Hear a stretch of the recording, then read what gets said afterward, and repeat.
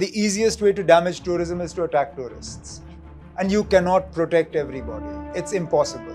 देखो जी इतने tourists आ रहे हैं, सारा कुछ ठीक है. The tourists themselves are saying it by coming. We don't need to tom-tom the numbers. We don't need to make that connection कि देखो जी इतने आ रहे हैं तो हालात बिल्कुल ठीक है. Unless we can guarantee that we can protect every single tourist that comes. Tourism is an economic activity. It's not a barometer of normalcy. There are other ways by which we will measure normalcy. Stone pelting, investment, industrial activity, a whole host of other things. Street protests, you don't see the scale that you used to. Governance is moving forward. Some amount of investment flowing. Incidents like Pahalgam do cause some amount of a setback. Things are calmer on the ground than they have been during the bad old days. These strikes were engineered and organized to dissuade Pakistan from any future attacks like Pahalgam. We responded in a similar manner post the attack on the CRPF in Pulwama. That gave you a few years without an attack of this nature. But at that time we told ourselves that after this Pakistan will never dare to look at India with an evil eye. But ultimately they did after a few years.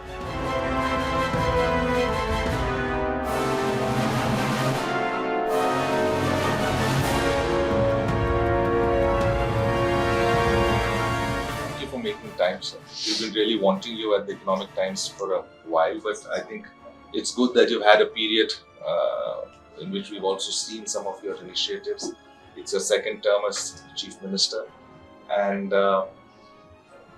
you passed a resolution for statehood, but stopped shy of, abrogating 370 or calling for that. At the same time, you've taken a lot of initiatives when it comes to women, free bus rides, things like that. But I think to just set the stage, Pahalgam came as a big shock, I'm sure, to all of us, to you as well. So just to start off the discussion, post Pahalgam, what are the lessons you seem to have learned and what you're trying to implement looking forward, so that tourists, we see there's a pickup, tourists coming back to the valley sooner than you expect? Starting with Pahalgam, I don't believe there are any new lessons that need to be learned.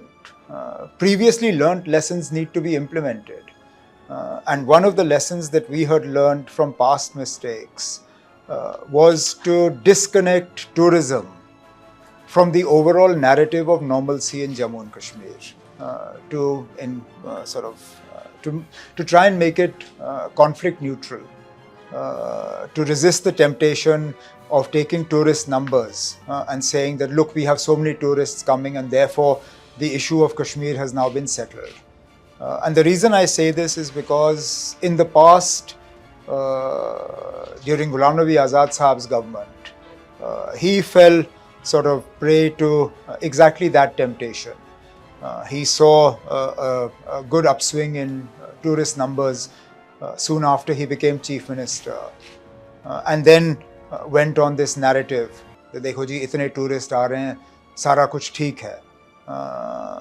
They planted an IED outside Nishat Garden, and we lost some tourists, I believe from Gujarat at that time.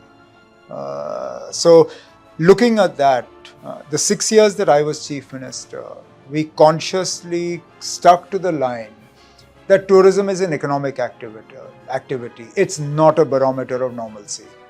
There are other ways by which we will measure normalcy. We will not use tourism for it. Of late, the narrative again shifted to, look how many tourists have come. And tourists are coming post abrogation of 370, and therefore this stamps a mark on how Kashmir is the Naya Jammu Kashmir, etc., etc. See, the problem with that is when you equate tourists with normalcy, the best way to counter that normalcy argument is to damage tourism. And the easiest way to damage tourism is to attack tourists. And you cannot protect everybody. It's impossible. You couldn't do it even when the numbers were less. You certainly can't do it with the numbers that we had prior to 22nd of April. So I think going ahead, we need to once again resist the temptation of putting normalcy and tourism in the same sentence. We can talk about normalcy from a point of view of stone pelting. We can talk about normalcy from a point of view of investment, industrial activity, a whole host of other things. Tourism, we should resist the temptation. Doesn't that get connected on its own at time? Because Not necessarily. Not necessarily. Unless you consciously do it. I mean, it's but natural that tourists will go to a place that is quiet. But we don't need to be the ones saying it. The tourists themselves are saying it by coming. We don't need to tom-tom the numbers. We don't need to make that connection कि देखो जी इतने आ रहे हैं तो हालात बिल्कुल ठीक हैं. Unless we can guarantee that we can protect every single tourist that comes, that we can secure every single site where they visit, which it's physically impossible to do. So, that to my mind would be the single biggest lesson. Other than that, if there are sort of now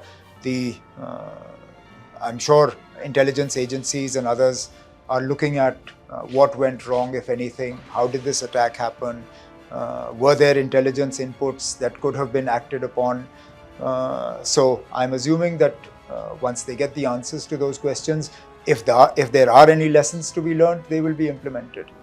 So how are your other parameters of normalcy looking? Well, if you look at it from a point of view of outright street protests, you don't see them on the intensity or the scale that you used to.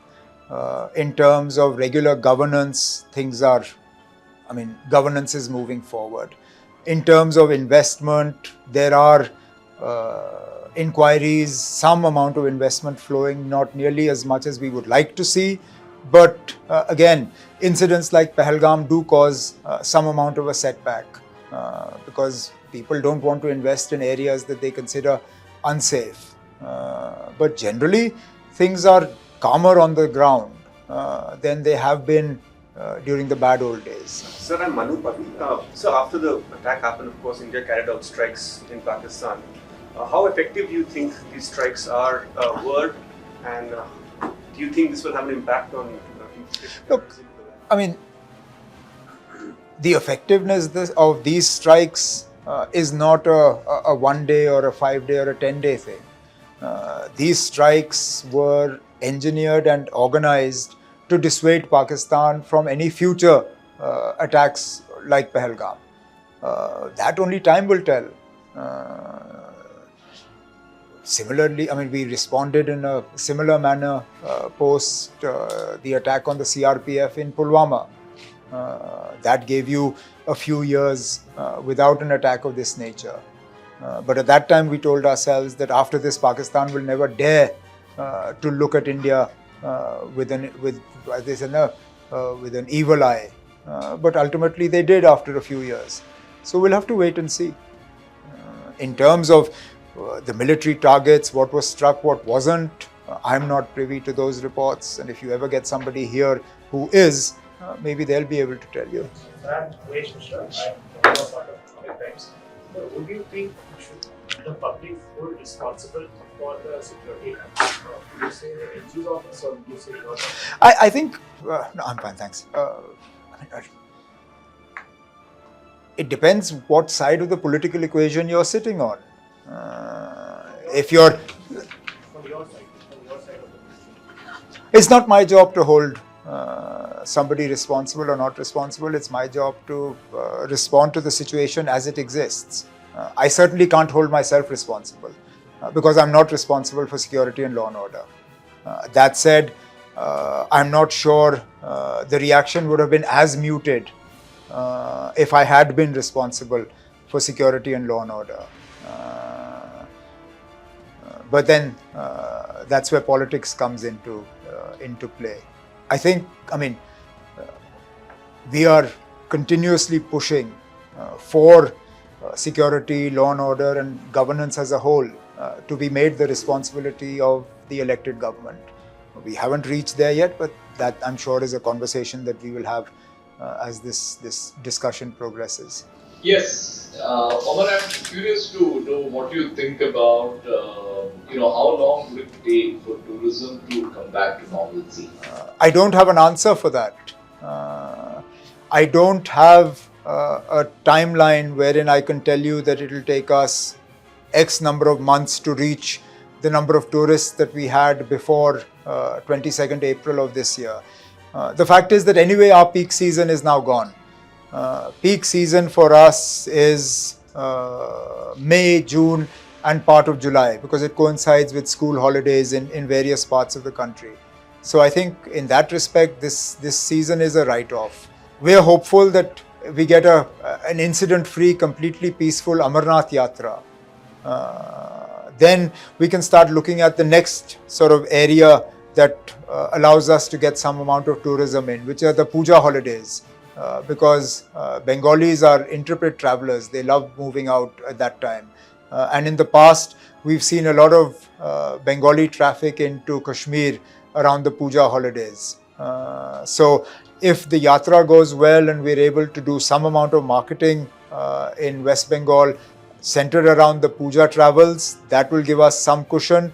And then if we get a good winter, and winter is not just based on security, the weather patterns have been so vague that we can no longer count on snow for our skiing in Gulmarg. Sometimes we get snow in December, sometimes it doesn't come until February.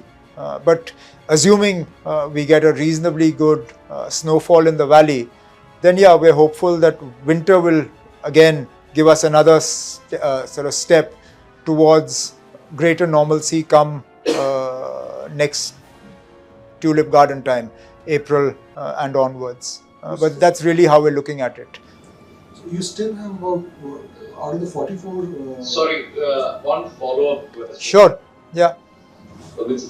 This relates to there were reports that a lot of migrant laborers in factories and units in and around Kashmir had fled or left for their hometowns in the aftermath of the attack. Have they returned? Has this whole thing had an impact on the functioning of factories and availability of labor? It always has an immediate impact. I mean, when sort of fear is the overwhelming sort of emotion that you have, and it wasn't just the Pahalgam attack. It was the Pahalgam attack, chaliye, that was localized to Pahalgam. It was post-Operation Sindoor, the 3 days of warlike situation, wherein even Srinagar saw explosions and anti-aircraft guns and all sorts of other things in and around the city. So yeah, I mean, there was naturally an exodus. Even those tourists that braved the post-Pahalgam sort of situation, once the shelling and the bombardment and all started, even they ran.